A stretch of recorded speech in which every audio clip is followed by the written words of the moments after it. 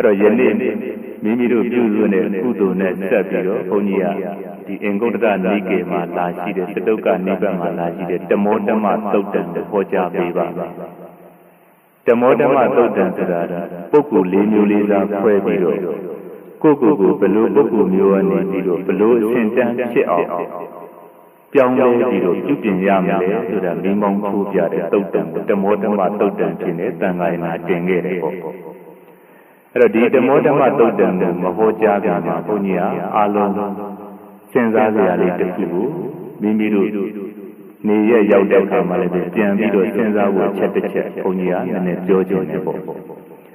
ဘာလို့လဲဆိုတော့ယခုခေတ်မှာကဘာသာရေးနဲ့ပတ်သက်လို့တန်ဃာတော်ရှင်မြတ်ဒီဘက်ကကြည့်လို့ရှိရင်လည်းပရိယတ္တိဆိုင်ရာတွေမှာစာမေးပွဲတွေဓမ္မစရိယာနဲ့စပြီးတော့မျိုးစုံပြီးဝန်တာစာမေးပွဲတွေတိပိဋကဒရစာမေးပွဲတွေပေါ့ထိတ်ဆုံးကြည့်အောင်မြင်ဆုံးခေတ်ကာလလာသတ်မှတ်လို့ရှိရင်ဒီချိန်မှာရပါဘူး။ဘာဖြစ်လို့လဲဆိုတော့မြို့တိုင်းမှာပရိယတ္တိအကျော်မောတွေသိပြီးတော့ထွန်းကားနေတဲ့အချိန်ဖြစ်ပါပฏิပတိဘက်ကကြည့်လို့ရှိရင်လည်းပဲမိမိတို့မြို့ရွာဌာနတွေမှာလည်းပဲဒီလိုပဲပေါ့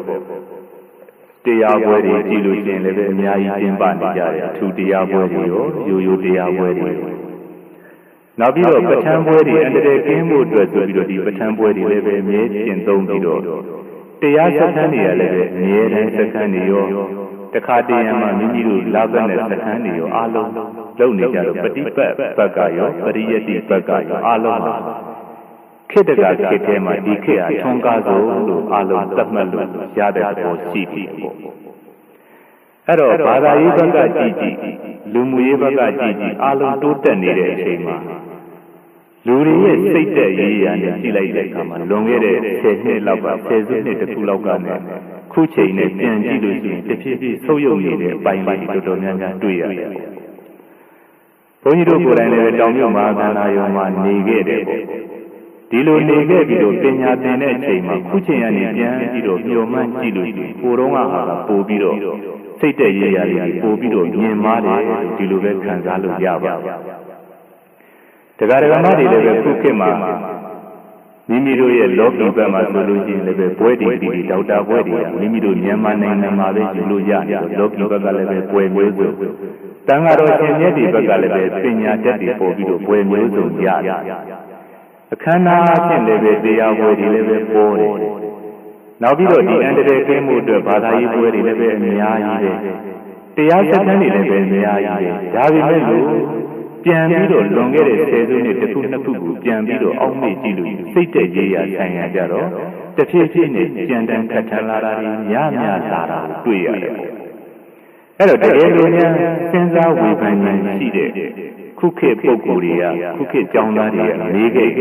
ဒါဘလို့ဖြေမလဲဆိုတော့ကိုယ့်အကူပြန်ပြီးတော့မေးခွန်းထုတ်เสียကောင်းပြီလို့ဒါတွေးစရာတော့စရာတခုဖြစ်တယ်ပေါ့ရှေးခေတ်ကဘာသာရေးခန္ဓာတွေစာမွေးပွဲအောင်တာတွေနဲ့ဆက်ပြီးတော့လောကီရောလောကုတ္တရာရောဒီလောက်မများခဲ့ဘာသာရေးပွဲတွေလည်းပဲဒီလောက်မများခဲ့ဒါပေမဲ့စိတ်သက်ရေးရတယ်မှာမောင်နှမချင်းချင်းတဦးနဲ့တဦးကုညီရိုင်းပြမှုတွေမေတ္တာတရားတွေဒီတဲ့ပို့ပြီးတော့ထွန်းကားခဲ့တယ်လို့ခံစားလို့ရပါတယ်တန်ဃာတော်ရှင်မြတ်ဒီဘက်ကကြည့်ရင်လည်းပဲရှေးခေတ်ကစာမွေးပွဲတွေဘာတွေလည်းဒီလောက်မပေါ်များသေးဘူးဒါလောက်လည်းမအောင်သေးဘူးငြိမ်းချမ်းမှုကြတော့ဒီတဲ့ပို့ပြီးတော့ခံစားလို့ရတယ်ဒီလိုခံစားလို့ပြန်ပြီးတော့သုံးသက်လို့ရတယ်ဒါဘာကြောင့်လဲလို့မေးခွန်းတစ်ခုမေးခဲ့မိမိတို့ကိုယ့်အကူပြန်ပြီးတော့စဉ်းစားသင့်တဲ့အချက်တစ်ချက်ဒီထက်ကနေပြီးတော့ဘုန်းကြီးအနေနဲ့ဘာစဉ်းစားချက်တစ်ခုပေါ်လာတယ်ဆိုတော့အားလုံးပုဂ္ဂိုလ်တွေဟာဘာသာရေးဘက်ကရောစာမေးပွဲဘက်ကရောအားလုံးပရိယတ္တိပฏิပတ်တိနေဘက်ကရောလူပုဂ္ဂိုလ်တွေဘက်ကရောဒါနလူတန်းတဲ့နေရာမှာလည်းပဲရှိကြတဲ့သားတယ်ပฏิပတ်တိဘက်ကရောပရိယတ္တိဘက်ကရောပညာတတ်တွေတရားစခန်းတွေလည်းပဲရှိကြတဲ့သားတယ်ဘာဖြစ်လို့တဖြည်းဖြည်းနဲ့စိတ်သက်ရေးရမှာတဖြည်းဖြည်းနှိမ့်ကြတယ်ခံစားလာခဲ့ရတာလေလို့အဖြေတစ်ခုကိုပြောပါစေဘုန်းကြီးကတော့လက်တွေ့ဘဝနေထိုင်မှုထဲမှာကျင့်သုံးမှုထဲမှာဆွဲဆောင်ပြီးတော့ခေါ်မလာခဲ့တာဒီလိုသုံးသပ်လို့ရပါဥပမာအပြင်ဒါနတစ်ခုကိုပဲပြောကြည့်ဒါနဆိုလို့ရှိရင်လည်းပဲမိမိတို့ဗုဒ္ဓဘာသာတွေမိယောပလာတွေမြတ်စွာဘုရားကဒါနဆိုတာဘာလဲဒါနဆိုတာ ကိုရှိနေတဲ့ပစ္စည်းကိုလွတ်လွတ်ကျွတ်ကျွတ်စွန့်ပေးလိုက်တာကိုဒါနလို့ဒီလိုပဲကျင့်ကြုံကြံလို့ရပါကိုလက်ထဲမှာရှိနေတဲ့ပစ္စည်းဝတ္ထုကိုလွတ်လွတ်ကျွတ်ကျွတ်စွန့်ကြဲပေးလိုက်တာဒါနအဲ့တော့ပြောင်းပြောင်းပြန်လိုက်ပေါ့မလွတ်မကျွတ်နဲ့မျောလင်းချက်များစွာနဲ့ပေးပြီဆိုရင်ဒါနမဟုတ်ဘူးအဲ့တော့မိမိတို့ယခုခေတ်မှာဒါနတွေဘာတွေပေါ်နေကြတယ်ဒါပေမဲ့လို့တဲ့ဒီဒါနတွေဟာမိမိတို့သိနေပါရီအများကြီးကုန်ကြခံပြီးတော့နာမည်ကြီးတဲ့နေရာတွေမှာချင်းချင်းတဲတဲလှုပ်တာပဲလူတွေကဒါနလို့ထင်နေကြတယ်တဲ့ကိုယ်ပေါင်းတင်ချင်းချင်းခီးသွားတဲ့အခါမှာသူ့အတွက်နင့်နာခံပြီးတော့ကိုယ်ကစားစရိတ်လေးတက်နိုင်နေတဲ့စေတနာတန်တန်လေးနဲ့ဆွန့်လွတ်တာကိုဒါနလို့မြင်တဲ့ပုဂ္ဂိုလ်ကနဲတဲ့အတွက်ကြီးကြီးကျယ်ကျယ်ကြီးတို့လုံနိုင်ပါရဲ့ဒီလိုတိုးတိုးဘဝလူမှုဆက်ဆံရေးနေ့စဉ်ဘဝတွေ့ထိနေတဲ့အချိန်ကြတော့တဦးနဲ့တဦးကိုယ်ပေါ်မှာကြိုးလာတဲ့တယ်လို့ရှိရင်မေတ္တာမထားနိုင်နဲ့စေနာမထားနိုင်မဲနဲ့ခုနလိုပေါ့စိတ်တွေကဒါနမဟုတ်ဘူးဒါတော့ဒါနမပြီးသားဘူးထင်ပြီးတော့နေ့စဉ်ဘဝကျင့်သုံးတဲ့တဲ့ကိုဒီဒါနကိုဆွဲခေါ်မလာနိုင်ခဲ့ဘူးဒါကြောင့်မို့ဒီဒါနဆိုတာအခမ်းအနားကြီးတွေဘာသာရေးပွဲကြီးတွေဖြစ်နေတယ်ကြီးကျယ်ပြီးတော့နေ့စဉ်ဘဝထဲမှာရောက်လာတဲ့အခါမှာတဦးနဲ့တဦးမေတ္တာတွေပါခံချောင်းပြီးတော့တဖြည်းဖြည်းစိတ်တဲ့ရေးရတယ်နှိမ့်ကြတယ်လို့ဒီလိုသုံးသပ်လို့ရတယ်ပေါ့နောက်သီလပိုင်းဆိုင်ရာမှာလည်းပဲဒီလိုပဲပေါ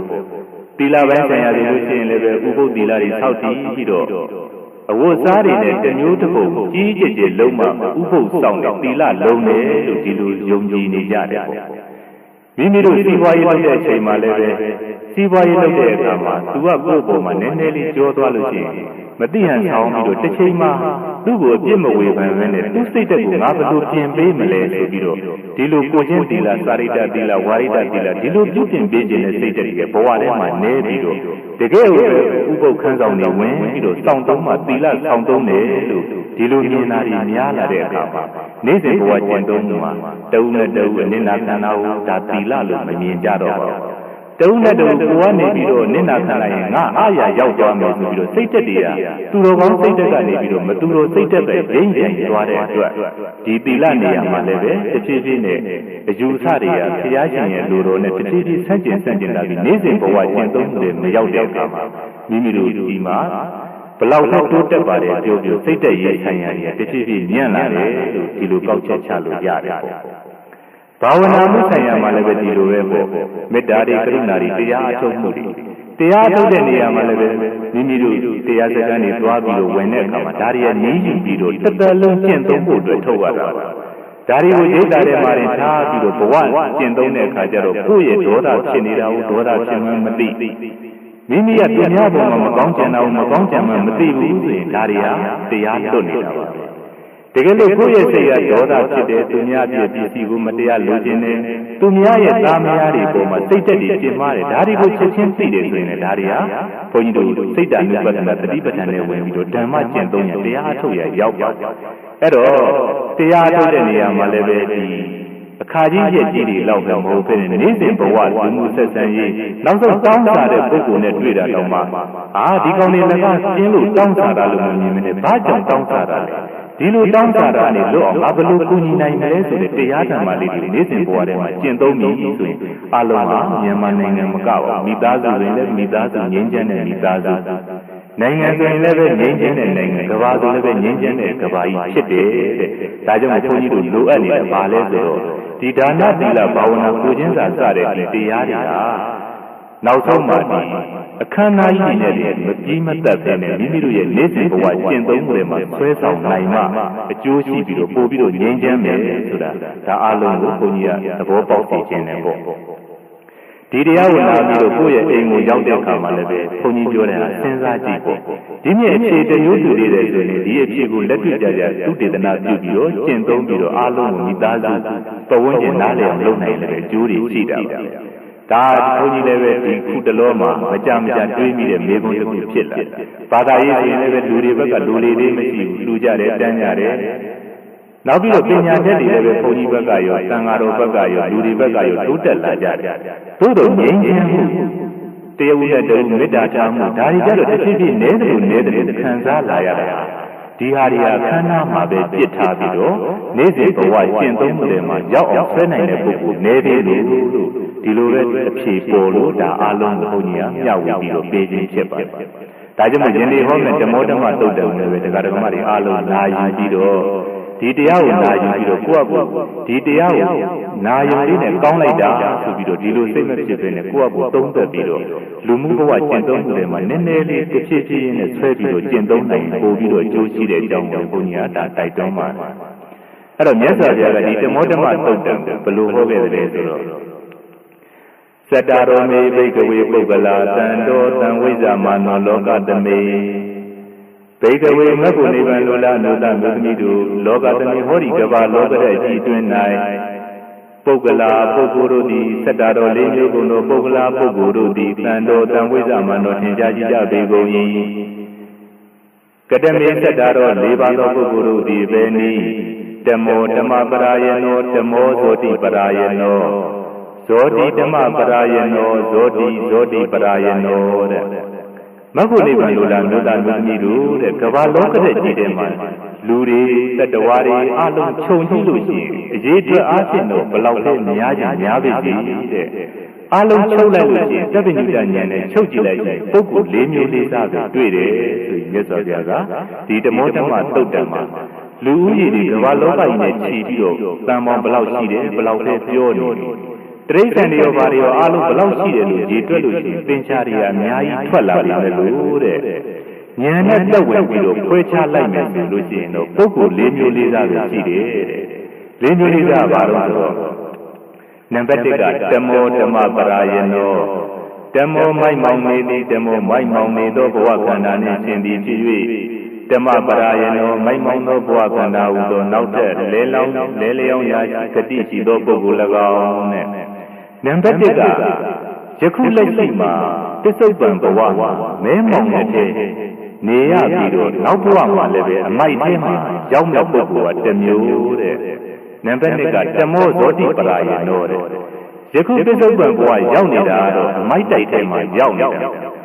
ပေါင်းမဲနေတဲ့ထဲမှာရောက်နေပြီမလို့အလင်းရောင်တဲ့ကိုရှေးရှုရောက်သွားနေတဲ့ပုဂ္ဂိုလ်ကတစ်မျိုးတဲ့နံပါတ်3ကဘာလဲဆိုတော့ဇောတိဓမ္မပရာယနောတဲ့ယခုဘဝပစ္စုပန်လက်ရှိမှာတော့ထွန်းလင်းတောက်ပနေတဲ့အလင်းရောင်ဘဝထဲမှာနေပြီးတော့အမိုက်မောင်ဘဝထဲမှာတရွေ့ရွေ့သွားနေတဲ့ပုဂ္ဂိုလ်ကတစ်မျိုးတဲ့နံပါတ်4ကဇောတိပရာယနောတဲ့ယခုဘဝမှာလည်းပဲ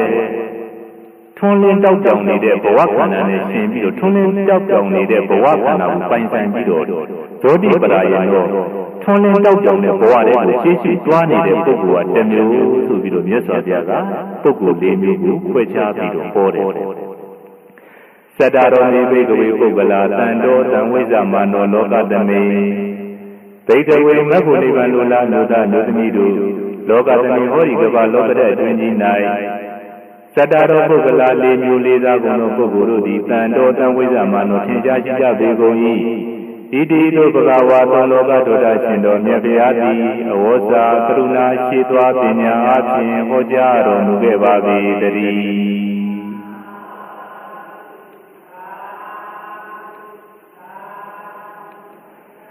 နံပါတ်1ကယခုပစ္စုပန်ဘဝမှာမဲမောင်နေတဲ့ဘဝခန္ဓာနဲ့ရှင်ပြီးတော့မဲမောင်နေတဲ့ဘဝတွေရောက်ပြီးတော့မဲမောင်နေတဲ့ဘဝတွေကိုသိရှိလျှောက်လန်းနေတဲ့ပုဂ္ဂိုလ်ကတစ်မျိုးတဲ့နံပါတ်2ကယခုဘဝမှာမဲမောင်နေတဲ့ဘဝခန္ဓာနဲ့ရှင်ပြီးတော့ဒါပေမဲ့လို့တဲ့နောက်ဘဝနောက်ကြတော့ဘာဖြစ်သွားတယ်ဆိုတော့ထွန်းလင်းတောက်ပြောင်တဲ့ဘဝတွေကိုသိရှိသွားနေတဲ့ပုဂ္ဂိုလ်ကတစ်မျိုးတဲ့နံပါတ်3ကယခုဘဝမှာထွန်းလင်းတောက်ပြောင်နေပြီးတော့မိုက်မောင်တဲ့ဘဝတွေကိုရှေ့ရှုသွားနေတဲ့ကြောက်လန့်နေတဲ့ပုဂ္ဂိုလ်ကတစ်မျိုးတဲ့နံပါတ်4ကယခုဘဝမှာလည်းပဲထွန်းလင်းတောက်ပြောင်တဲ့ဘဝခန္ဓာကိုပိုင်ဆိုင်ပြီးတော့နောက်ဘဝမှာလည်းပဲထွန်းလင်းတောက်ပြောင်တဲ့ဘဝခန္ဓာရှိရာရဲ့ရှေ့ရှုသွားနေတဲ့ပုဂ္ဂိုလ်ကတစ်မျိုးဆိုပြီးတော့မြတ်စွာဘုရားကသဗ္ဗညုတဉာဏ်နဲ့ကြည့်ပြီးတော့ပုဂ္ဂိုလ်၄မျိုးဟောကြားတယ်အဲ့တော့ပထမဆုံးပုဂ္ဂိုလ်ကဘယ်လိုလဲဆိုတော့မြတ်စွာဘုရားကကိုယ်တော်တိုင်နဲ့မေးပြီးတော့ကိုယ်တော်တိုင်နဲ့ကျင့်ပြန်ပြီးတော့မေးပြီးတော့ကျေပြန်ပြီးတော့ဖြေခဲ့တယ်ပေါ့ကရင်တာဘိကဝေပုဂ္ဂလောဓမ္မောဟောတိဓမ္မပရာယနောတဲ့ယခုဘဝမှာပစ္စုပန်ဘဝမှာမဲမောင်နေတဲ့ဘဝခန္ဓာပိုင်ဆိုင်ပြီးတော့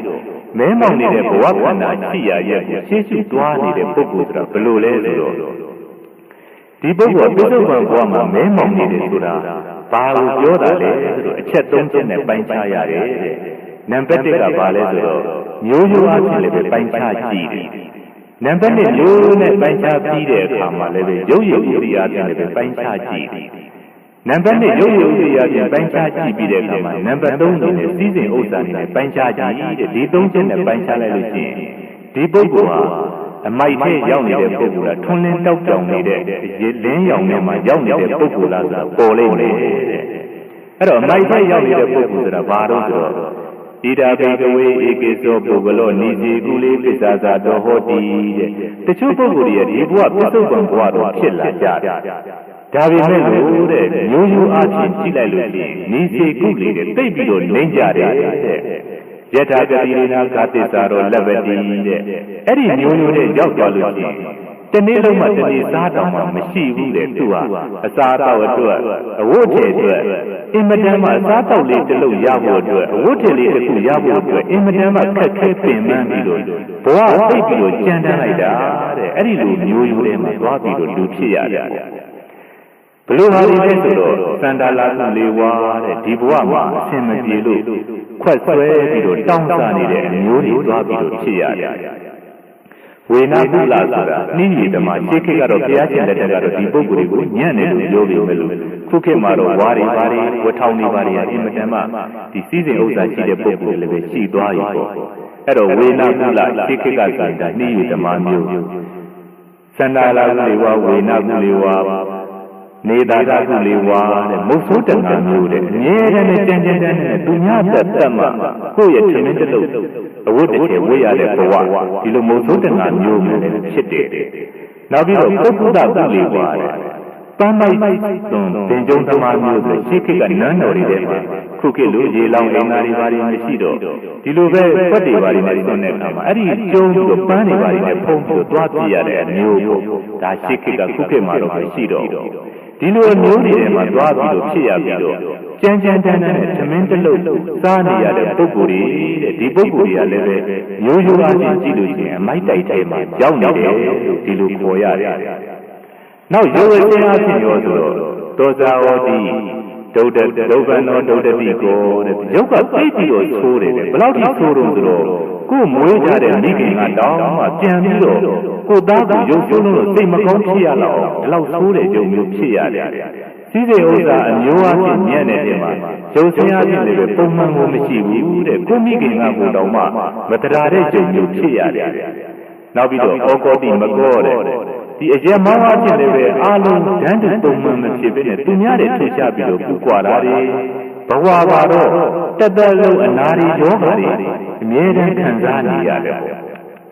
ကာနောဝါကုဏီဝါတဲ့ဒီမျက်လုံးတွေဘာတွေလည်းပဲကြီးလာမှဖြစ်တာမဟုတ်ဘဲနဲ့မွေးတွေပြိတ္တန်တွေအနေနဲ့မမြင်မဲနဲ့ဖြစ်လာတယ်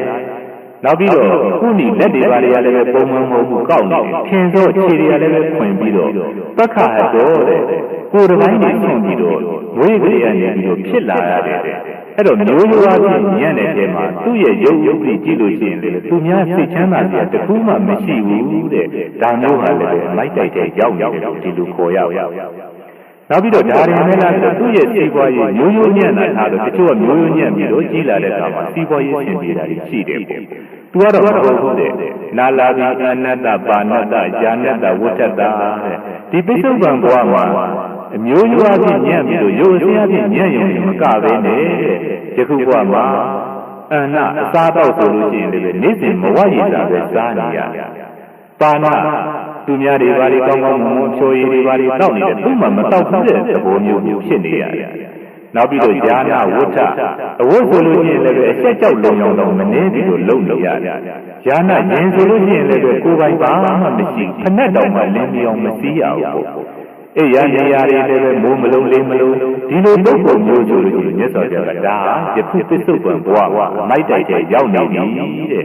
အမိုက်တိုက်တဲ့ရောက်နေတာဆိုတာသူ့အောက်မှာနေကြတဲ့ငရေသားတွေတိရစ္ဆာန်တွေနဲ့ရှင်ရင်တော့ဒါလင်းနေတာပေါ့ဒါပေမဲ့လို့တဲ့ပုံမှန်လူပုဂ္ဂိုလ်တယောက်နဲ့ရှင်လို့ရှိရင်မျိုးရိုးညံ့တဲ့အပြင်ရုပ်ဥပရိယလည်းပဲသိပြီးတော့ညံ့ရုပ်ဥပရိညံ့ပြီးတော့ပစ္စုပန်ဘဝမှာလည်းစာရည်စာဝအောင်မစားရဘူးဒီပုဂ္ဂိုလ်ကြီးမိုင်းမောင်ထဲမှာရောက်နေရတယ်တဲ့လူဖြစ်ပေမဲ့လို့အမိုက်ထဲရောက်နေတဲ့ပုဂ္ဂိုလ်ကြီးတဲ့ နောက်ပြီးတော့မိုက်ထဲရောက်နေုံနဲ့ဆိုရင်တော်သေးတယ်အလင်းလေးသွားတဲ့ပုဂ္ဂိုလ်ဆိုရင်မြတ်စွာဘုရားကတော်သေးတယ်ဒါပေမဲ့ပုဂ္ဂိုလ်ပြောက်ကတော့တောကာယေနဒုစရိတံစရတိဝါစာယဒုစရိတံစရတိမနတာဒုစရိတံစရတိဒါပေမဲ့သူ့ရဲ့ကိုယ်ချင်းတရားကကြည့်လိုက်လို့ရှိရင်ကာယေနဒုစရိတံစရတိသူခန္ဓာကိုယ်နဲ့လုံနေတာကြီးသိပြီးတော့ကြောက်ကြကောင်းလိုက်တာခက်ထန်ကြမ်းတမ်းလိုက်တယ်တွေးလိုက်လို့ရှိရင်တက်ရဲတယ်ဖြည့်ရဲတယ်ရိုက်ရဲတယ်ဘာမှစဉ်းစားဉာဏ်မရှိဒီအလုပ်တွေပဲလုပ်နေတယ်အဒိဏဒါနအပိုင်ရှင်ရှိသောမရှိသောမလို့ကိုလိုချင်လို့ရှိရင်ရအောင်ယူတတ်တယ်သူများပြည်မတရားယူတတ်တယ်သူကဘလောက်ပဲမျိုးမြတ်နေအမျိုးမြတ်နေသူများပြည်မတရားယူတတ်တယ်ဒီပုဂ္ဂိုလ်ကလည်းပဲကာယနာဒုစရိတံစရတိကာမေတုမိစ္ဆာစာရသူတော်ရဲ့သားများတွေကိုမိခင်လိုနှမလိုသဘောထားပြီးတော့ဝန်တာမှုစိတ်တဲ့နဲ့မဆောင်ကြောက်တဲ့ပဲနဲ့တွေးလို့ရှိရင်ချက်လို့ဖြစ်စီနေဒီခွင့်ရကိုပဲချောင်းနေတတ်တယ်တဲ့သူ့ရဲ့ကာယကံမူရာကြည့်ရင်လည်းတခုမှသူတော်ကောင်းကြီးနှိမ့်ညွတ်ကြမရှိဘူးတဲ့ဝစီကံရောနှုတ်ထွက်တရားရောနှုတ်ထွက်တရားလည်းဘုဒ္ဓဝါဒသူ့ရဲ့အကျိုးရှိမယ်ဆိုရင်လိမ်မှုရဝန်မလေးဘူးပေါ့နောက်ပိတုနာဝါစာမိမိပေါ်မှာခင်နေတဲ့ပုဂ္ဂိုလ်သူများပေါ်မှာသွားခင်ပြီဆိုရင်အဲ့ဒါတွေကိုမနာလိုဝန်တို့ဖြစ်ပြီးတော့ကွဲပြားအောင်ကြိုးစားပြီးတော့ဆောင်ရွက်တယ်ပရုဒ္ဒဝါစာသူ့ရဲ့နှုတ်ထွက်တွေနားထောင်လိုက်လို့ရှိရင်မှန်တော့မှန်ပါရဲ့အိမ်မတန်မှကြောက်လန့်စရာကောင်းတဲ့ပရုဒ္ဒဝါစာတွေပဲထွက်နေတယ်တန်ဖတ်ပလာပပြောလိုက်လို့ရှိရင်လည်းကျိုးရဲ့ရှိရာရှိကြောင်းမပြောဘဲနဲ့အကုန်လုံးလျှောက်ပြီးတော့ရေးစင်မရလျှောက်ပြီးတော့ပြောနေတယ်ဒါကြောင့်မို့ကိုယ်မူရာလည်းပဲမကောင်းနှုတ်မူရာထက်တာတွေကလည်းပဲသူအကျိုးရှိတယ်ဆိုရင်အားလုံးကိုလုံရဲတဲ့ပုဂ္ဂိုလ်ပဲပြောရဲတဲ့ပုဂ္ဂိုလ်ပဲနောက်စိတ်အားဖြင့်ရောဆိုမနတာဒုစရိတံစရဏတိစိတ်အားဖြင့်လည်းပဲအဘိဓါလည်းသူတစ်ပါးစီးစိမ်လောဘဆိုတာတော့လူတိုင်းရှိတာပါလောဘအခြေခံပြီးတော့မိမိတို့ကောင်းရကောင်းကြောင်းတွေလုပ်လို့လည်းရတယ်။ဒါပေမဲ့ဒီပုဂ္ဂိုလ်ကတော့မဟုတ်ဘူးတဲ့။ဒိဋ္ဌာလည်းသူများစီစဉ်မှုပဲကိုယ်ဟာရအောင်လုပ်ချင်တဲ့အတ္တမလောဘဝိသမလောဘသိပြီးတော့ကြီးတယ်။ကိုယ့်ကိုတရားတစ်ပြည့်လိုချင်တဲ့လောဘကမဟုတ်တော့ဘူးတဲ့။သူများပြည်ကိုကိုယ်ဟာဖြစ်အောင်မျိုးစုံနဲ့အာဏာမျိုးစုံနဲ့ကြံပြီးတော့သိမ့်ပိုက်ခြင်းပဲပေါ့။ဒါကိုဒိဋ္ဌာလို့ခေါ်တယ်။နောက်ဗျာပါဒဒေါသလည်းပဲရိုးရိုးဒေါသမဟုတ်ဘူးတဲ့သူများဘုံမှာသိကြည်သွားအောင်သူများကြည့်သိနေလုံးဝပြည့်စည်သွားအောင်အာဃာတကြီးတဲ့ဒေါသရိုးရိုးဒေါသတွေမကောင်းနဲ့ဒီဒေါသတွေလည်းပဲအမြဲတမ်းဖြစ်နေတယ်နောက်မိစ္ဆာဒိဋ္ဌိတဲ့လူတွေတန်းတယ်ဆိုတာလက်ကားပဲလေတဲ့ပုဂ္ဂိုလ်တွေကလူခံပြီးတော့အားတဲ့ပုဂ္ဂိုလ်တွေကသူနေရတာမိဘကျေးဇူးကြီးတယ်ဆိုတာလည်းတကယ်မဟုတ်ပါဘူးသူတို့ရဲ့သေသားထားကြွမှုကိုကြောင်းပြပြီးတို့လူဖြစ်လာရတာဘာကျေးဇူးဆက်เสียလို့တည်းစသည်ဖြင့်ဒီလိုလောကမှာကောင်းကောင်းကျင့်တဲ့ပုဂ္ဂိုလ်လည်းပဲမရှိဘူးစသည်ဖြင့်မိစ္ဆာယူယူလည်းပဲယူပြီးဆိုရင်ဒီလိုပုဂ္ဂိုလ်မျိုးဟာပေလို့ရှိရင်ဘာဖြစ်မလဲဆိုတော့တောကာယေနဒုစရိတံစရိတဝါဝါစာယဒုစရိတံစရိတဝါမနတာဒုစရိတံစရိတဝါကာယတပေတာပရမရဏပါယံဒုက္ခတိနိရိယံဥပပိစ္ဆတိပေတဲ့ကံမှာပေကျသွားတော့တာပဲတဲ့ဒီလိုပုဂ္ဂိုလ်မျိုးဘာလို့ခေါ်တယ်လဲဆိုတော့ယခုဘဝမှာလည်းပဲမျိုးရိုးအဖြစ်နဲ့သိပြီးတော့ညံ့ချင်းရုပ်ရည်ဥရိယကျတဲ့ကိုယ့်ရဲ့မိခင်ကတောင်းမှပြန်ပြီးတော့ကြည့်ကျင်ရှုကျင်တဲ့စိတ်မရှိအောင်ညံ့ချင်းစီးစိမ်ဥစ္စာလည်းပဲနေ့စဉ်မစားရတာပဲမဝရတာပဲစားပြီးတော့မလုံလုံပဲဝတ်နေရတယ်ဒီကြားထဲမှာသူ့ရဲ့ကာယကံဝစီကံမနောကံကြီးကသိပြီးတော့ကြမ်းတမ်းနေဆိုဒီပုဂ္ဂိုလ်ဟာယခုဘဝပြစ္ဆုတ်ပံဘဝမှာလည်းပဲအမိုက်တိုက်တဲ့ရောက်နေပြီးတော့နောက်ဘဝမှာလည်းပဲနေရင်တိရစ္ဆာန်ပိဋ္ဌာဆိုတဲ့အပေကိုသွားတဲ့အတွက်အမိုက်မောင်တဲ့ကိုရှေ့ရှုသွားနေတဲ့ပုဂ္ဂိုလ်လို့ဒီလိုသတ်မှတ်လို့ရပါတယ်ဒါကြောင့်မိမိတို့ပုံဝင်ခြင်းမှာလည်းပဲကြည့်ကြည့်ပေါ့အမိုက်ထဲကနေပြီးတော့အမိုက်ထဲသွားမဲ့ပုံကိုရှိသလားရှိလို့ရှိရင်ငါဘယ်လိုကူညီနိုင်မလဲဆိုပြီးတော့ဒီလိုအတွေးလေးနဲ့တတိထားတတ်လို့ရှိရင်မိမိတို့နေ့စဉ်ဘဝကျင့်သုံးတဲ့အချိန်မှာကိုယ်တိုင်လည်းပဲရှောင်ကျဉ်နေတာဖြစ်ပြီးတော့မိမိတို့ပုံဝင်ခြင်းကိုလည်းပဲစောင့်ရှောက်ပြီးတာဖြစ်သွားမယ်ပေါ့နောက်ဒုတိယပုဂ္ဂိုလ်ကဘာလဲဆိုတော့တမောဇောတိပရာယေနောတဲ့ကိုယ်တိုင်ကတော့အမိုက်တိုက်ထဲတော့ရောက်နေတယ်ဒါပေမဲ့လို့တဲ့ဇောတိပရာယေနောအမိုက်တိုက်တဲ့ရောက်နေပေမဲ့လို့ကြည်လင်တောက်တဲ့တန်ရှင်းတောက်ကြောင်တဲ့ဘဝတွေကိုရှင်းရှင်းသွားနေတဲ့ပုဂ္ဂိုလ်တဲ့ဒီလိုပုဂ္ဂိုလ်ကတမျိုးတဲ့သူကတော့ဘာလို့လဲစောစောကလို့ရိုးရိုးရတယ်ညံ့စီစဉ်ဥစ္စာလည်းပဲတနေ့လုံးမှတနေ့စားစရာမရှိဘူးတချို့ကတနေ့လုံးမှတနေ့စားလို့ဖြစ်သေးတယ်ဒီပုဂ္ဂိုလ်ကတော့တနေ့လုံးလို့တနေ့စားလို့မဝရတာဖြစ်နေတတ်တယ်ပေါ့ရုပ်ဝိရဖြစ်နေတယ်ညံ့နေတယ်ဒါပေမဲ့လို့တဲ့ဘဝချင်းသူတော်ကောင်းတစ်ခုလိုတရားရည်နာစာပေတွေဖက်မိကောင်းဆောင်ကောင်းနဲ့တွေ့တဲ့အတွက်သူဟာကာယေနသုစရိတံစရဏတိ သူ့ရဲ့မူရာတွေကဒုစရိုက်တရားတွေသူများတက်သူများဥစ္စာကိုရှောင်ကျင်တဲ့အချိန်မှာတွေ့လို့ရှိရင်သူတစ်ပါးပေါ်မှာကိုကြီးခြင်းနဲ့ပရဟိတစိတ်တွေသူများကျိုးချမ်းသာစေခြင်းနဲ့မေတ္တာတရားတွေသူများဒုက္ခရောက်တဲ့အခါမှာကိုယ်အသက်ဆုံးပြီးတော့ကယ်ခြင်းနဲ့ကရုဏာတရားတွေသူ့မှာသိပြီးတော့ပြည့်နေတယ်။နှုတ်အားဖြင့်လည်းပဲမှန်တာဖြစ်ပြီးသူများနာမခံနဲ့စိတ်မချမ်းသာမှဖြစ်မယ်ဆိုရင်တက်နေတယ်လိုက်ပြီးနဲ့ကြောင်ကြောင်တက်တယ်။စိတ်တရေရာလည်းပဲသူတစ်ပါးပစ္စည်းမတရားမလို့ခြင်းလောဘရှိလို့ရှိတယ်မတရားမလို့ခြင်းကိုယ့်ကိုယ်တမ္မာအာဇီဝနဲ့လောက်ကိုက်ပြီးတော့စားတော့သူများပစ္စည်းကိုမတရားမသိမ့်ပိုက်ဘူးမတရားမခိုးဘူးနောက်ပြီးတော့ဒေါသရှိလို့ရှိတယ်ဒါပေမဲ့သူများချုပ်ရုပ်လောက်အောင်သူများတည်ကြည်ပျက်စီးအောင်သူများရှိနေပျက်စီးအောင်မရှိဘူးနောက်ပြီးတော့တမ္မာတည်ကြည်ကောင်းတာလို့ရင်ကောင်းကျိုးရတယ်မကောင်းတာလို့ရင်မကောင်းကျိုးရတယ်မိဘကျေးဇူးကိုသိတတ်တယ်ဆိုတဲ့ဒီလိုစိတ်တည်ကြည်နေပြီဒီပုဂ္ဂိုလ်ကသူတော်ကောင်းတွေနဲ့ပေါင်းသင်းလို့ဘုမို့အိမ်ပေါ်ဖြစ်ပြီးကျွန်ဖြစ်ပြီးမိမိတို့ရဲ့စိတ်တည်ရဲ့စိတ်သက်ကောင်းလို့သူတို့ရဲ့ပြုကိုမြင်လို့ဒီလိုစိတ်သက်လေးတွေနဲ့ကာယကံဝစီကံမနောကံကောင်းပြီဆိုရင်ဒီပုဂ္ဂိုလ်ကဘာဖြစ်တယ်ဆိုတော့သောကာယတဗေဒပရမရဏသုကတိတက္ကလောကဥပပိစတိတဲ့ဒီကွယ်လွန်သွားတဲ့အခါမှာသူဟာကောင်းတာတွေပဲသိသိတဲ့အတွက်ဗုဒ္ဓဘာသာရဲ့နောက်ဘဝရှိသေးတယ်ဆိုကောင်းတဲ့ဘဝရောက်သွားတယ်ဒီလိုပုဂ္ဂိုလ်မျိုးတော့ရိုးရိုးစည်းစိမ်နေရုပ်ဥပဒေအားဖြင့်မြတ်မြတ်လို့ဒီပုဂ္ဂိုလ်ဟာအမိုက်မောက်မရရင်ဒီလိုထွန်းလင်းတောက်တောင်တဲ့ဘဝတွေကိုရှေ့ရှုသွားနေတဲ့ပုဂ္ဂိုလ်လို့ဒီလိုသတ်မှတ်လို့ရပါဒါလည်းပဲဘုန်းကြီးတို့လောကထဲမှာကြည့်ကြည့်ပေါ့တချို့မျိုးသားမျိုးသမီးတွေရဲ့ရှေးကံမကောင်းလို့ပစ္စည်းဥစ္စာမွဲခြင်းမွဲမယ်ရုပ်ရည်ဥပဒေညံ့မယ်ဒါပေမဲ့လို့တဲ့စိတ်ထားလေးတွေသိပြီးတော့ဖြူစင်ပြီးတော့ကောင်းတဲ့ဘဝရောက်သွားကြတယ်တဲ့သူတော်ကောင်းတွေသူတော်ကောင်းဖြစ်တဲ့မိဘတွေသူတော်ကောင်းဖြစ်တဲ့ဆရာတွေသူတော်ကောင်းဖြစ်တဲ့လမ်းညွှန်ပေးတဲ့စာအုပ်စာတမ်းတွေတရားတွေကိုနာယူဖက်ပြီးတော့ဒီလိုဖြစ်သွားတဲ့လူသားမျိုးသမီးတွေကတော့အမိုက်မောင်နေရပြီးတော့အလင်းစီရကိုဖြည့်ဆည်းသွားတဲ့လူသားမျိုးသမီးလို့ဒီလိုခေါ်ရတယ်ဒါကဒုတိယပုဂ္ဂိုလ်ပေါ့ဘုန်းကြီးတို့တတိယပုဂ္ဂိုလ်ကဘာလို့ဆိုတော့စတ္တာရောနိဘိက္ခဝေပုဂ္ဂလာတံတောတံဝိဇ္ဇာမနောလောကသမိကတမေစတ္တာရောဓမ္မောဓမ္မပရာယေနောဓမ္မောဇောတိပရာယေနောဇောတိဓမ္မပရာယေနောဇောတိပရာယေနောတဲ့တတိယပုဂ္ဂိုလ်ကဇောတိတဲ့ယခုဘဝမှာထွန်းလင်းတောက်ပနေတဲ့ဘဝခန္ဓာနဲ့ရှင်ပြီးတော့တဲ့ဘဝခန္ဓာနဲ့ရောက်နေပြီးတော့ဓမ္မပရာယေနောတဲ့အမိုက်မောင်တဲ့ဘဝခန္ဓာနဲ့ရှင်တဲ့နေရာကိုရှေ့ရှုပြီးတော့တွားနေတဲ့ပုဂ္ဂိုလ်ကတစ်မျိုးတဲ့ဒါကတော့ဘာလဲဆိုတော့တချို့သောမျိုးကောင်းသားမျိုးကောင်းသမီးတွေဒီဘဝမှာမျိုးရိုးအားဖြင့်ကြည့်လိုက်သိပြီးတော့အရှင်တန်းမြင့်နေစီစိန်တွေပါတွေသိပြီးတော့ပေါ်တယ်မင်းမျိုးတွေပါတွေဖြစ်ခြင်းလည်းပဲဖြစ်မယ်ပညာတတ်မျိုးရိုးတွေဖြစ်ခြင်းဖြစ်မယ်စီစိန်ဥစ္စာသိချမ်းသာတဲ့သူတွေမျိုးရိုးတွေဖြစ်ခြင်းဖြစ်မယ်မျိုးရိုးအားဖြင့်သိပြီးတော့စီစိန်ဥစ္စာတွေချမ်းသာကြတယ်နောက်ပြီးတော့ရုပ်ဥပဒေအားဖြင့်ရောဆိုတော့သောဇာဝတိယပိရိဘောတတ္တနိယောပါတာတိကိုပရမယဝနာပပရတာယသမနာကတောတဲ့ရုပ်ဆင်းအားဖြင့်လည်းပဲသိပြီးတော့ကြည့်ကြရှုရှိတယ်တချို့ကယုံဆင်းလာပြီးတော့ခန္ဓာကိုယ်ပြည့်ပြည့်မှုမရှိတာရှိတယ်ဒီပုဂ္ဂိုလ်ကတော့မဟုတ်ဘူးတဲ့ရုပ်ဆင်းအားဖြင့်လည်းပဲလှပတယ်ခန္ဓာကိုယ်ပြည့်ပြည့်မှုကလည်းပဲရှိတယ်ပေါ့သူအားဖြင့်လည်းပဲမြင့်မြတ်ပြီးတော့ရုပ်ဥပ္ပယာဖြင့်လည်းပဲသိပြီးတော့တန်လာတယ်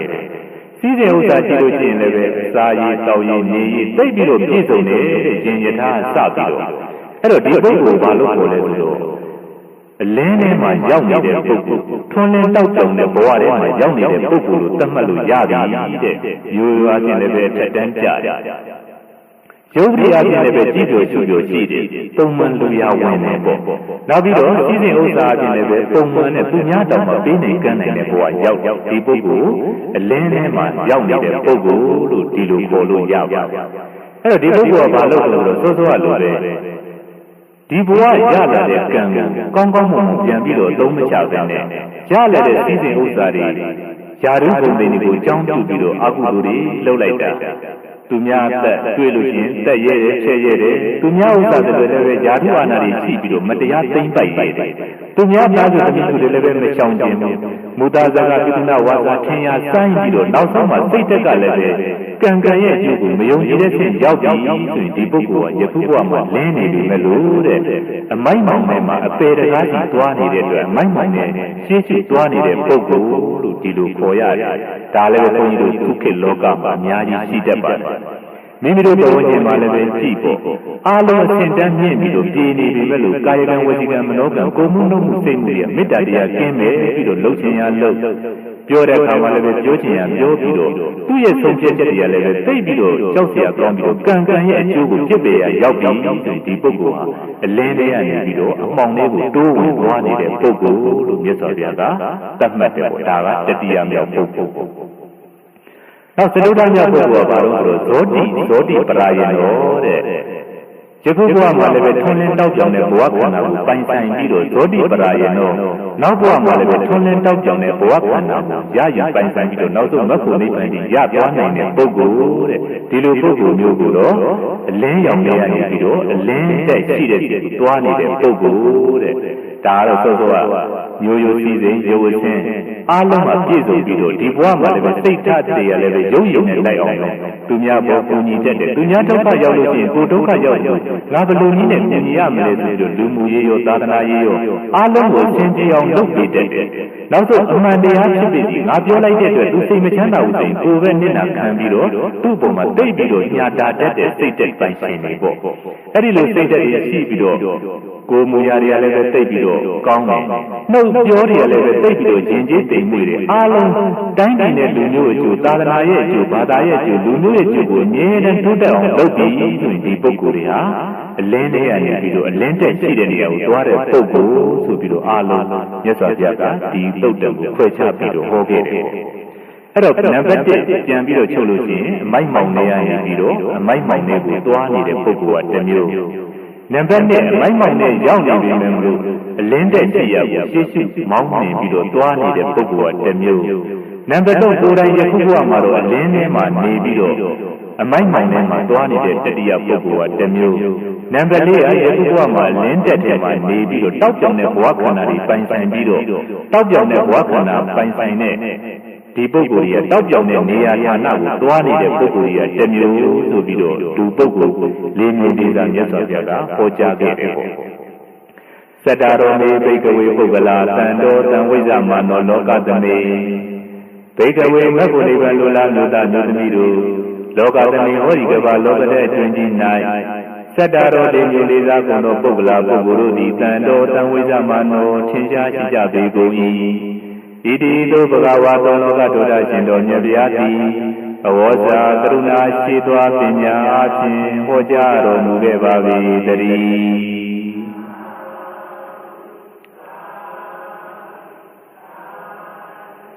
အဲ့တော့ဒီတရားကိုနာယူပြီးတော့ကိုယ့်ရဲ့ပုံဝန်းကျင်ကိုယ့်ကိုယ်ကိုရောသုံးသပ်ပြီးတော့မိမိတို့ကိုမိမိတို့ယခုဘဝမှာအမိုက်မောင်ရောက်တဲ့ပုဂ္ဂိုလ်ဆိုတာတိတ်ပြီးတော့ရှားပါတယ်ရုပ်အစဉ်အချင်းလည်းပဲဒီလောက်ဆိုးရတဲ့ပုဂ္ဂိုလ်မရှိပါဘူးမျိုးရိုးနေရာချင်းလည်းပဲခက်လျောက်တစ်ဖြည်းဖြည်းတချို့မျိုးရိုးတွေကျွန်းဆက်တွေဘာတွေလည်းပဲပျောက်ပြယ်သွားတဲ့ဖြစ်ရောက်သွားပြီပေါ့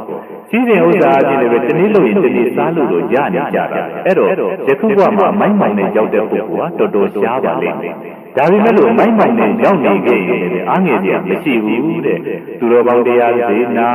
ာသူတော်ကောင်းနေရေးတဲ့စိတ်တက်ငြိမ်စေတတ်တဲ့စာပေတွေကိုဖတ်နောက်ပြီးတော့အချင်းချင်းဆွေးနွေးပြီးတော့မိမိတို့စိတ်ကိုပြုပြင်လို့ရှိရင်အလင်းရောင်တဲ့ကိုသွားနိုင်တယ်ဆိုတာဒါအလုံးမိမိတို့ကျင့်သုံးလို့ရှိရင်အလုံးလည်းပဲအလင်းရောင်တဲ့ကိုရှေ့ရှုသွားနေတဲ့ပုံကိုဖြစ်သွားမှာပေါ့ဒီနေရာမှာဘုန်းကြီးတို့မြတ်စွာဘုရားရှင်ရဲ့လက်ထက်ကခုံစုတ်တရားဆိုတဲ့အမျိုးသမီးတွေတိတ်ပြီးတော့ဂုဏ်ယူအားကြစရာလည်းပဲကောင်းပါတယ်အမျိုးသမီးလောကမှာတိတ်ပြီးတော့စံတင်ထိုက်တယ်နောက်ပြီးတော့ဂုဏ်ယူအားကြစရာကောင်းတယ်တစ်ဖက်ကလည်းပဲသူ့ရဲ့ဘဝကြောင့်သုံးသက်ကြည့်လို့ရှောင်ကျင်စရာတံဝေကကြစရာတွေလည်းပဲပြည့်နှက်နေတယ်ပေါ့အဲ့တော့ဒီခုံစုတ်တရားဘယ်ဘဝအနေပြီးတော့ဘယ်ဘဝသွားတယ်လို့မေးလို့ရှိရင်ဒီအမိုက်မောင်နဲ့ရှင်နေတဲ့အမိုက်မောင်နဲ့ရောက်ပြီးတော့အင်မတန်လင်းတဲ့နိဗ္ဗာန်တက်သွားခဲ့တဲ့အမျိုးသမီးပဲပေါ့မြတ်စွာဘုရားကိုယ်တိုင်ကဒီမျိုးသမီးကိုဘယ်လောက်ကြီးချီးကျူးခဲ့တယ်ဆိုတော့ဧတရကံဘိကဝေမမသာဝိကာနံဥပါတိကာနံဘဝတုဒါနံယရိတံခုံစုတ်တရာတဲ့မဂ္ဂုနိဗ္ဗာန်လို့လားမြို့သားမျိုးသမီးတို့တဲ့လူဝကြောင့်မျိုးသမီးတွေထဲမှာဖြင့်ဘဝတုဒအရာမှာပိဋကတ်ကျွမ်းကျင်တဲ့အရာမှာခုံစုတ်တရာအမျက်ဆုံးတဲ့ခုံစုတ်တရာတဲ့တာတဲ့ပုဂ္ဂိုလ်မရှိဘူးဆိုပြီးတော့မြတ်စွာဘုရားကတိပိဋကတ်သုံးပုံကိုဆောင်းပြီးတော့ဧတရက်ပွဲဘဝတုဒနေရာမှာဧတရက်ရသွားတယ်ပေါ့ယဟန်တွေတရားဆိုရင်တော့ဘုန်းကြီးတို့အရှင်အာနန္ဒာဒီပွဲတို့ကိုရခဲ့တယ်လူ့ကြောင့်မျိုးသမီးတွေထဲမှာခုံစုတ်တရာသိပြီးတော့ဒီမျိုးသမီးလောကထဲမှာစံကြဖြစ်သွားတယ်ပေါ့ ဘလောက်ဒီစံပြဖြစ်တုံးဆိုတော့အမိုက်တိုက်နဲ့ရှင်နေတဲ့မိုက်မောင်နေတဲ့ဘဝခန္ဓာတွေကနေပြီးတော့အလင်းရှိရဘူးရှင်းရှိသွားတဲ့ထဲမှာတိတ်ပြီးတော့ကြည်ညိုစရာအားကျစရာကောင်းတယ်ပဲတစ်ချက်ကကြည့်ရင်သူ့ဘဝသက်ကြောင်းကိုပြန်ကြည့်လို့ရှိရင်လည်းတန်ဝေကယူစရာသင်္ကန်းစာယူစရာတွေပြည့်နေတယ်ပေါ့ဒါကြောင့်မို့သူ့အကြောင်းကိုဘုန်းကြီးနည်းနည်းလေးပြောပြပါမယ်ခုသုတ္တရာဆိုတာသူ့ရဲ့နာမည်ရင်းကဥတ္တရာပါပဲဥတ္တရာဘာဖြစ်လို့ခုသုတ္တရာလို့ခေါ်တော့ဆိုတော့ပါဠိလိုခုစ္စာကခါကုန်းတယ်ပေါ့သူ့ကိုကြည့်လိုက်လို့ရှိရင်အမြဲတမ်းခါကြီးကကုန်းပြီးတော့ရုပ်ဥပ္ပရိယတိတ်ပြီးတော့သိုးတယ်ပေါ့ရုပ်သိုးတဲ့မျိုးစားတဲ့မှာပါတယ်ပေါ့နောက်ပြီးတော့မျိုးရိုးကိုကြည့်လိုက်လို့ရှိရင်လည်းသူကဘယ်လိုတော့ဆိုတော့ကောတံပင်ကြီးမှာတထေဂောတကဆိုတာရှိတယ်မြတ်စွာဘုရားရဲ့ကြောင်းတောင်းတာပေါ့အဲ့ဂောတကရဲ့အိမ်မှာကျွန်မတယောက်ရှိအဲ့ဒီကျွန်မနေပြီးတော့သူတို့ခေတ်ကဘုန်းကြီးတို့အမေရိကန်သမ္မတလင်ကွန်းတို့လက်ထက်တည်းကျွန်ဆက်တွေရှိခဲ့တာပဲအဲ့ဒီခေတ်ကလည်းဘုရားရှင်လက်ထက်ကလည်းကျွန်ဆက်တွေရှိတော့အဲ့ဒီဂောတကတစ်ခေရဲ့အိမ်မှာကျွန်မတယောက်ရှိတယ်အဲ့ဒီကျွန်မနေပြီးတော့မွေးလိုက်တာဆိုတော့ခုသုတ္တရာရဲ့ဘဝကိုကြည့်ရိုးရိုးအဖြစ်လည်းပဲတိတ်အညံ့ဆုံးဖြစ်တဲ့ကျွန်မျိုးတွေမှာသွားပြီးတော့ဖြစ်ရရတယ်ပေါ့ရုပ်ရည်ကြည့်လိုက်လို့ရှိရင်လည်းပဲခါကြီးကကုန်းပြီးတော့တခါကြည့်ရင်နောက်ထပ်လက်ကြည့်ခြင်းတရားမရှိတော့ရုပ်အမတန်ဆိုးတယ်ပေါ့နောက်သူကဘာလုပ်နေရလဲဆိုတော့ရှင်ဘုရင်ရဲ့မောင်းမတွေစီမှာသွားပြီးတော့အလုတ်ကျွေးကျွန်းလုံနဲ့လောက်ရတယ်ဆိုကြပါတော့အဲ့ဒီခေတ်ကပြောရင်အဲ့တော့ဒီမျိုးသမီးဟာဘုန်းကြီးတို့ကြည့်လိုက်လို့ရှိရင်တစ်ဖက်ကကြည့်လို့ရှိရင်လည်းပဲအေတရက်ရတယ်ပေါ့ဘာအေတရက်ဆိုတော့ဘုဒ္ဓတရပိဋကသုံးပုံဆောင်တဲ့နေရာမှာလူတွေထဲမှာတော့ဒီခုသုတ္တရာသိပြီးတော့ပိဋကသုံးပုံတက်ကျွန်းခဲ့တယ်ပေါ့တက်ကျွန်းရုံနဲ့မကားဘဲနဲ့သူကတရားဟောလည်းသိပြီးတော့ကောင်းတယ်သူဟောလိုက်တဲ့အတွက်တာမာဝီမှုရှိတဲ့ဒီတရား900သောတာပန်အရိယာဖြစ်သွားကြတယ်အဲ့တော့သူ့ရဲ့ဇာတ်ကြောင်းကိုပြန်ကြည့်လို့ရှိရင်ဘုန်းကြီးတို့ကောတံဒီမှာတထေကြီး3ယောက်ရှိတယ်ပေါ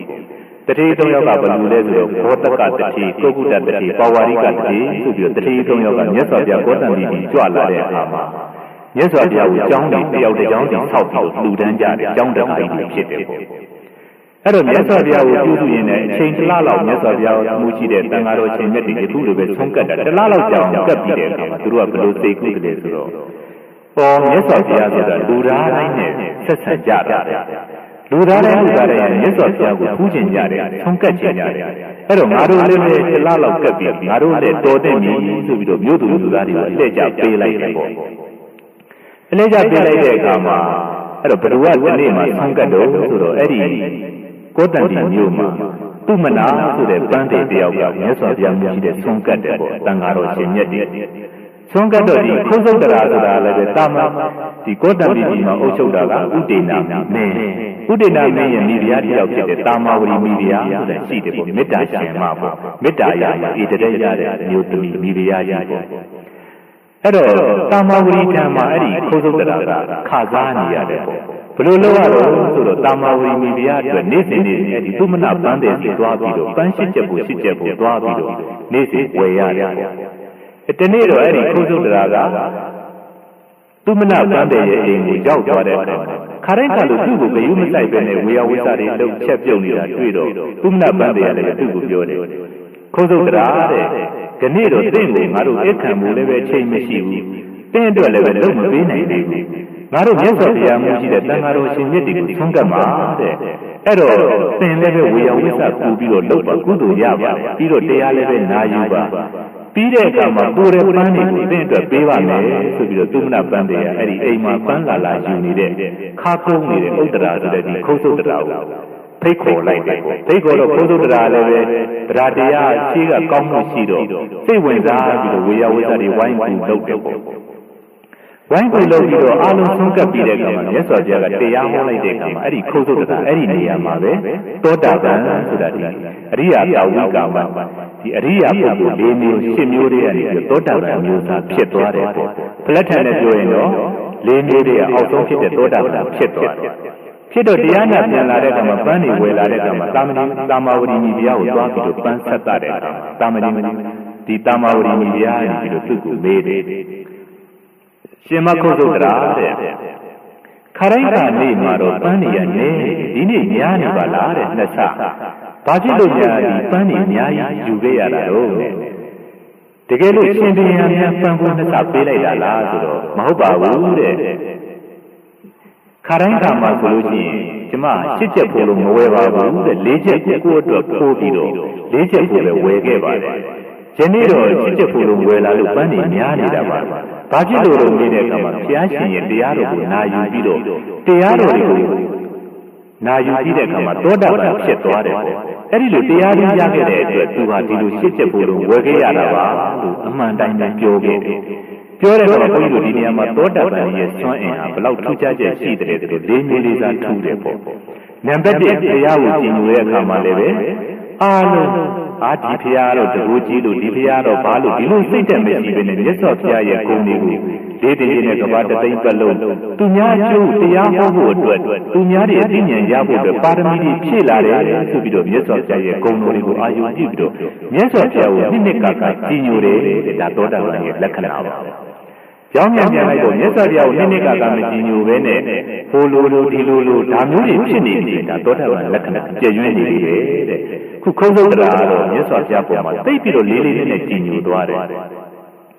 တရားတွေပေါ်တွေပေါ်မှာလည်းပဲတရားပေါ်မှာလည်းပဲသိပြီးတော့ယုံကြည်လေးမြတ်ဒီတရားတော်ကဒီလိုကျင့်လို့ရှိရင်ဒီလိုကျိုးပေးတယ်ဆိုပြီးတော့သိပြီးတော့ယုံကြည်သွားတယ်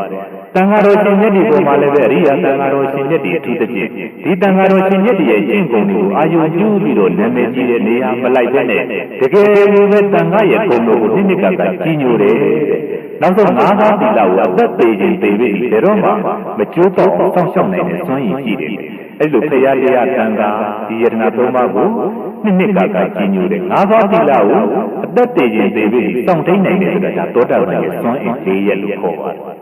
်ခုလည်းပဲကိုယ်တို့ကသောတာပန်ဖြစ်သွားပြီဆိုတော့ဒီအမှန်တိုင်းပဲပြောလိုက်တယ်သူ့ကိုသက်ချင်တတ်ပြီနောက်ပြီးတော့ဒီပစ္စည်းတွေကိုလည်းပဲသူများမပေးတဲ့ဟာကိုဘယ်တော့မှမခိုးယူတော့ဘူးလေစိတ်တဲ့တတိတွေသိပြီးတော့ဓမ္မအစွမ်းကြောင့်ရှိလာတယ်ပေါ့အဲ့တော့ရှိလာတော့ကာမာရီကလည်းပဲသိပြီးတော့တော်တာပဲအဲ့တော့ဝေဒီခိုးရမလားဆိုပြီးတော့ဒေါသမဖြစ်တယ်နဲ့ဘယ်လိုပြောတယ်ဆိုတော့ရှင်မာတဲ့အရှင်မပြီးခဲ့တဲ့တရားကိုကျမတို့ကိုဟောပြမနိုင်ဘူးလားဆိုအဲ့ဒီလိုဆိုငါ့ကိုရေချိုးပေးဆိုပြီးတော့ခုတ်သုတ်တရားပြောတော့တရားလူလာတဲ့ပုဂ္ဂိုလ်ဆိုတော့တရားကိုသိကျင်တော့ကျွန်မဖြစ်ပြီပေါ့သူကနတ်သားဝီနဲ့ရေချိုးပြီးတော့မြင့်မြတ်တဲ့နေရာမှာထိုင်နိုင်အဲ့ဒီနေရာမှာဝိသတိပါတွေလဲပြီးတော့ခုတ်သုတ်တရားလည်းပဲဟန်ပါနဲ့ဒီရက်တောင်တောင်ကိုင်နေပြီးတော့တရားဟောတော့တာသူမြတ်စွာဘုရားကြီးကနာကြားခဲ့တဲ့အတိုင်းပြန်ပြီးတော့ဟောလိုက်တဲ့အခါမှာတာမာဝရီမှုရှိတဲ့မြေပြား900လည်းပဲအဲ့ဒီခုံးစုပ်တရားကျွန်မကနေပြီးတော့ဟောလိုက်တဲ့အတွက်တရားရင်းကြပြီးတော့တောတာဝရီဖြစ်သွားတယ်တဲ့အဲ့တော့တာမာဝရီမှုရှိတဲ့မြေပြားတွေကကြောက်တယ်အရှင်မတဲ့အရှင်မရဲ့တရားတွေသိပြီးတော့မြင့်မြတ်ပါတယ်ကျမတို့ကမြေပြားဖြစ်နေတဲ့အတွက်မလွတ်လပ်တဲ့အတွက်မြတ်စွာဘုရားကြီးသွားပြီးတော့တရားမနာယူနိုင်ပါဘူးအဲ့တော့အရှင်မသွားပြီးတော့နာယူပါဒီယုံကြည်နေတဲ့အလုပ်ကိုလည်းပဲမလုပ်ပါနဲ့တော့တဲ့ကျမတို့ရဲ့မိခင်နေရာဆရာသမားနေရာနေပြီးတော့ဘုရားကြီးသွားပြီးတော့တရားနာပြီးတော့ကျွန်ုပ်တို့ကိုပြန်ဟောပါဆိုပြီးတော့အဲ့ဒီလိုတိုက်တွန်းတဲ့အတွက်ခုတ်သုတ်တရားအဲ့ဒီနေရာစပြီးတော့ကျွန်ဘဝအနေလွတ်မြောက်ပြီးတော့မြတ်စွာဘုရားတန်သွားတရားနာတာမာဝီတွေကိုပြန်ဟောနေအဲ့ဒီလိုခုတ်သုတ်တရားကနေပြီးတော့တရားနာပြီးတော့ပြန်ဟောတဲ့တုတ်တန်တွေကိုဘုန်းကြီးတို့တန်ခါယနာတင်တဲ့အခါမှာပိဋကတ်သုံးပုံမှာဣတိယပါဠိတော်ဆိုပြီးတော့သီးသန့်တန်ခါယနာတင်ခဲ့ရပါတယ်တမိုင်းမှာသိပြီးတော့ထူးခြားတဲ့မျိုးသမီးဖြစ်သွားတယ်ပိဋကတ်သုံးပုံကိုလည်းပဲအားလုံးတရားနာရင်နဲ့ပဲတက်ကျွမ်းသွားတယ်ဒါကြောင့်မြတ်စွာဘုရားကပိဋကတ်သုံးပုံဘုဒ္ဓရှိတဲ့နေရာမှာတော့ဟောဒီခုတ်သုတ်တရားလောက်တော်တဲ့ပုဂ္ဂိုလ်မျိုးသမီးငါဘုရားရဲ့သာသနာတော်မှာမရှိတော့ဘူးဆိုပြီးတော့အေးတဲ့ပေးခဲ့တယ်ပေါ့အဲ့တော့သောတာပန်လည်းပဲဖြစ်တယ်ပိဋကတ်သုံးပုံကိုဆောင်ပြီးတော့မြတ်စွာဘုရားကလေးနဲ့ထားပြီးတော့ချီးကျူးရတဲ့ပုဂ္ဂိုလ်ဒါပေမဲ့လို့တဲ့သူ့ရဲ့ဘဝဆက်ကြောင်းသူတစ်ပါးရဲ့ကျင့်ဖြစ်ပြီးတော့ခါကုန်းကြီးနဲ့တစ်တလုံးနေသွားရရှာတယ်ပေါ့အဲ့တော့ခါကုန်းနဲ့လည်းပဲနေရတယ်သူများရဲ့ကျင့်လည်းပဲဖြစ်တယ်ဆိုတော့အမိုက်တိုက်တဲ့ကြောင်းသို့တော်တဲ့စိတ်ကောင်းလုံးကောင်းတွေစီးပူးခဲ့တဲ့အခါကျတော့သူတော်ကောင်းနဲ့တွေ့တဲ့အခါကျတော့တရားနာပြီးတော့အရိယာဖြစ်နောက်ဆုံးမှာသာသနာသမိုင်းမှာတင်ပြီးတော့ဣတိယပါဠိတော်ကြီးတန်ခါယနာတွေဘိက္ခုတွေကနေပြီးတော့ခိုးသုတ်တရားတွေပြန်ပြီးတော့သင်ယူနောက်ပြီးတော့ယဟန်တွေကလည်းပဲတစ်ဆင့်သင်ယူရင်းနဲ့တန်ခါယနာမှာဣတိယပါဠိတော်ဆိုပြီးတော့ထင်ရှားခဲ့တယ်ပေါ့အဲ့တော့ယဟန်တွေကသူ့အကြောင်းသိပြီးတော့စိတ်ဝင်စားကြတယ်ဘာဖြစ်လို့များခါကုန်းကြီးဖြစ်နေရတာရုပ်အင်မတန်ဆိုးပြီးတော့ဘာဖြစ်လို့ခါကုန်းဖြစ်ရတဲ့ပြင်သူတစ်ပါးရဲ့အစီကံကျုံနေဖြစ်ရတာလေလို့စိတ်ဝင်စားတော့မြတ်စွာဘုရားကြောက်တော့မြတ်စွာဘုရားကသူ့ရဲ့တိတ်ကြောင့်ကိုခါကုန်းရဲ့အကြောင်းကိုပြန်ပြီးတော့ဟောတယ်ပေါ့နောက်ပိဋကတ်သုံးပုံဆောင်နိုင်ခြင်းရဲ့အကြောင်းကိုပဲဟောတယ်တရားဓုရခြင်းရဲ့အကြောင်းကိုပဲပြန်ဟောတယ်အဲ့တော့ထူးခြားချက်ကဘာလဲဆိုတော့ ဒီသူဘာဖြစ်လို့သူတစ်ပါးရဲ့အစီကံကြုံမဘဝဖြစ်ရတာလေဆိုတော့ဘုန်းကြီးတို့ကတ္တပဘုရားရှင်လက်ထက်တုန်းကဒီခုတ်သုတ်တရာဟာတထေသမီးတယောက်ဖြစ်ခဲ့တယ်ပေါ့တထေသမီးဖြစ်တဲ့အချိန်မှာဘုန်းကြီးတို့ဒီဘိက္ခုနီမတွေကလည်းပဲညနေပြန်အချိန်ကမှသူတို့ရဲ့သုံးကွန်းတကာဖြစ်တဲ့အမျိုးသမီးတွေခဏတချို့သွားပြီးတော့တရားစကားလေးတွေဟောခြင်းလို့သွားကြတဲ့အခါမှာအဲ့ဒီတထေသမီးရဲ့ဒီနေ့တော့ညနေပိုင်းချိန်လေးမှာအလှပြင်နေတဲ့အချိန်နဲ့သွားပြီးတော့တွေ့နေတယ်ပေါ့မှန်ကြည့်ပြီးတော့လှပြင်နေတော့ဘိက္ခုနီမလည်းပဲရောက်လာတော့သူကလည်းပဲလှပြင်လို့မပြီးသေးတော့ဘယ်လိုပြောလိုက်လဲဆိုတော့အရှင်မကြီးတဲ့ရှ िख ိုးပါရဲ့ကျမအလှပြင်လို့မပြီးသေးဘူးတဲ့အဲ့ဒီနန်းလေးမှာထားတဲ့ဒီအလှပြင်တဲ့တန်စာတွေထည့်ထားတဲ့တစ်တာပူလေးကျမစီယူပေးပါဆိုပြီးတော့လှမ်းပြီးတော့ယဟန္တာထေရီမဘိက္ခုနီမယူသွားပြီးတော့ခိုင်းလိုက်တယ်ပေါ့ခိုင်းလိုက်တဲ့အခါမှာအမှတ်တမဲ့ထင်လို့ခိုင်းတာပါပဲဒါနဲ့ခိုင်းတဲ့ကိစ္စကိုရေးကိုတာကိုလှပြင်တဲ့ကိစ္စဖြစ်နေတော့ဘိက္ခုနီမစဉ်းစားတယ်ဩတဲ့သူကငါသီလသမာဓိပညာယဟန္တာဖြစ်တာလည်းမသိရှာဘူးတကယ်လို့ငါယူမသိဘူးဆိုလို့ရှိရင်လည်းပဲဒါလောက်ခင်နေတာတော့မှဒါလေးတော့မှကြီးကျယ်လိုက်တာဆိုပြီးတော့ပြမှားလို့ရှိရင်လည်းပဲမတန်တန်ငရဲကြရတယ်တဲ့အဲ့တော့ငရဲကြတဲ့စာရင်သူခိုင်းတာကလုတ်ပြီးခြင်းအပြင်သူဟာကိုယ့်ရဲ့နည်းမြတ်တဲ့ပုဂ္ဂိုလ်ကိုရေးကိုယ်တာလှပြင်တဲ့ကိစ္စမှာခိုင်းတဲ့အတွက်ဘဝတိုင်းတော့အမျိုးအချင်းတော့နှိမ့်ကြပြီးတော့ကျွန်ဘဝရောက်ကြတော့မှာပဲငရဲကြတာနဲ့ဆိုင်တော့ဒါကတော်သေးတယ်ဆိုပြီးတော့ဘိက္ခုနီမလည်းဘာမှမပြောဘဲနဲ့ဒါလေးသူ့ရဲ့လှပြင်တဲ့ပစ္စည်းတွေထည့်ထားတဲ့တစ်တာပူလေးကိုယူပေးခဲ့တယ်ပေါ့အဲ့ဒီကံကြောင့်ဘာဖြစ်တယ်ဆိုတော့ဘဝ900ကျော်ဖြစ်တိုင်းကျွန်မပဲဖြစ်ရတယ်ဒါလည်းပဲဘုန်းကြီးတို့သင်္ကန်းစာယူစရာပေါ့တန်ဝေကရကြပါအင်မတန်မှပိဋကတ်သုံးပုံဆောင်းပြီးတော့အရိယာဖြစ်ပြီးတော့ဓမ္မဂတိကတရားသိအဟောကောင်းတဲ့မျိုးသမီးဟာကျွန်လာဖြစ်ရတာအဲ့တော့အမှတ်တမဲ့လေးကိုယ့်ရဲ့သီလသိက္ခာသမာဓိသိက္ခာ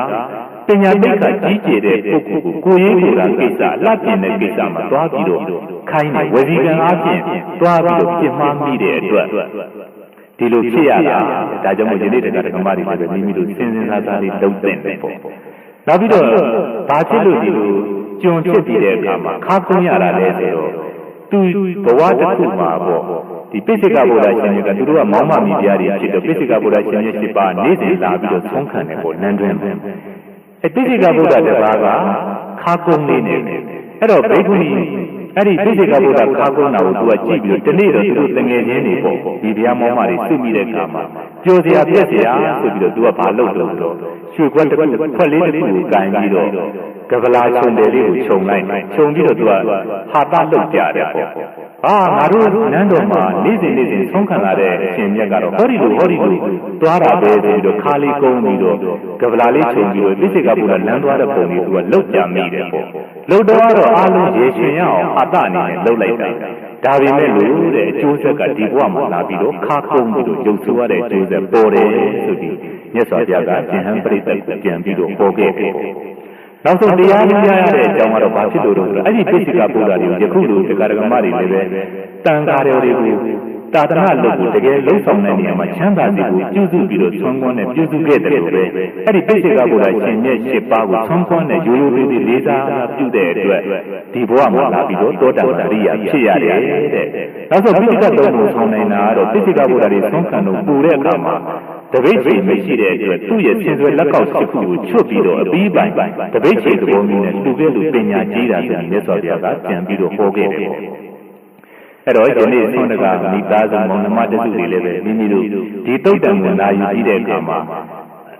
ဒီခုံသုတ္တရာရဲ့ဘဝဆိုလို့ရှိရင်ဒီဘဝမှာမျိုးယူရလည်းပဲသိပ်ပြီးတော့ညံ့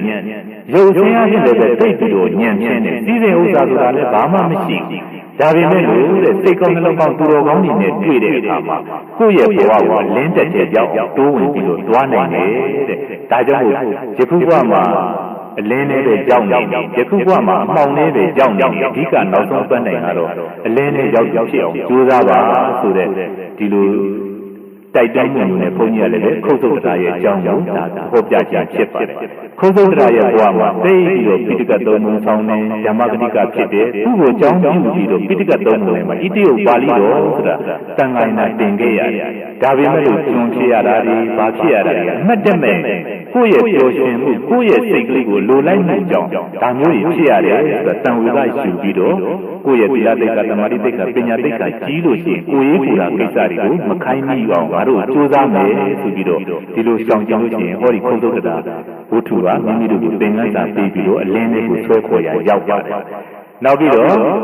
ဒီလိုတန်ခါတော်ရှင်မြတ်တွေကိုမိမိတို့သာသနာ့လုပ်ကိုတကယ်လုပ်ပြီးတော့သာသနာအတွက်အကျိုးများတဲ့နေရာကိုပြုစုတာမိမိတို့အတွက်မဖို့နိဗ္ဗာန်ထောက်ပံ့ဖြစ်တယ်ဆိုတာလည်းပဲဒီခုံသုတ္တရာကသင်္ကန်းစာပေးပါတယ်နောက်ပြီးတော့အမှတ်တမဲ့ပြောချင်းရှင်ချင်းလို့ပြောလိုက်တဲ့စကားလေးကြောင့်မိမိမှာခါကုန်းကြီးနဲ့တစ်သလုံးဆုံးရှုံးရတယ်လို့မိမိတို့လည်းပဲဒါတွေကိုတန်ဝေကယူပြီးတော့မိမိတို့ကိုပြုပြင်ပြီးတော့အလင်းတိုက်ထဲမှာရောက်နိုင်တဲ့ပုဂ္ဂိုလ်တွေဖြစ်အောင်ကြိုးစားနိုင်ကြပါစေဒီတရားတော်ကိုနာယူပြီးတော့ကိုယ့်ကိုယ်ကိုကာယကံအားဖြင့်လည်းပဲဖြူစင်အောင်ဝစီကံအားဖြင့်လည်းပဲဖြူစင်အောင်မနောကံအားဖြင့်လည်းပဲစင်ကြင်အောင်ကျင့်နိုင်ပြီးတော့အလင်းတိုက်တဲ့ရောက်နိုင်တဲ့ပုဂ္ဂိုလ်ဖြစ်ပြီးတော့နောက်ဆုံးမှာအလင်းတကအလင်းတွေကနိဗ္ဗာန်တက်ကိုမဉ္ဇဉ်ပူဉ္ဇဉ်ဖြင့်ပါရမီတွေကိုပြုပြီးတော့ကိုယ်စီကိုယ်ငါမျက်မှောက်ပြုနိုင်ကြပါစေကုန်သတည်း